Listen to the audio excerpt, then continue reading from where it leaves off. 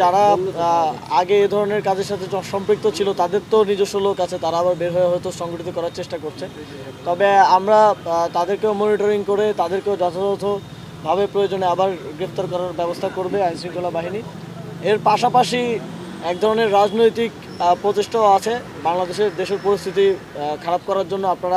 আমরা মাঝে মধ্যেই আওয়ামী লীগের বিভিন্ন টেলিগ্রাম গ্রুপের কিংবা বিভিন্ন মিটিংয়ের স্ক্রিনশট আপনারা দেখবেন, বিভিন্ন মিটিংয়ের রেজুলেশন আমরা পাই যে শেখ হাসিনা তার নেতাকর্মীদের সাথে মিটিং করে কী কী নির্দেশনা দিচ্ছেন। যদিও অধিকাংশই দেশের বাইরে, তারপরেও নির্দেশনাগুলো এরকম যে সরকারকে উৎখাত করতে হবে, দেশের পরিস্থিতি খারাপ করতে হবে, মানুষকে বোঝাতে হবে যে শেখ হাসিনাই ভালো ছিল।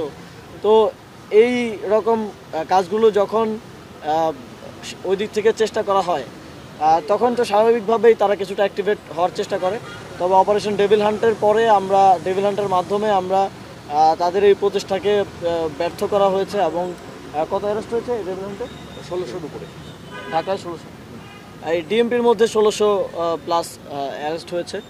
তো আমরা এটাও স্পষ্টভাবে বলে দিতে চাই, দেশের পরিস্থিতিকে বিঘ্নিত করার জন্য, দেশের এইরকম একটা ক্রান্তিলগ্নে, এরকম একটা ট্রানজিশন পিরিয়ডে জনগণের নিরাপত্তা বিঘ্নিত করার জন্য যদি কেউ চেষ্টা করে, সেটা রাজনৈতিক হোক কিংবা নিতান্তই চাঁদাবাজি ছিনতাইয়ের মতো ঘটনা হোক, সেটা কোনোভাবেই বরদাস্ত করা হবে না।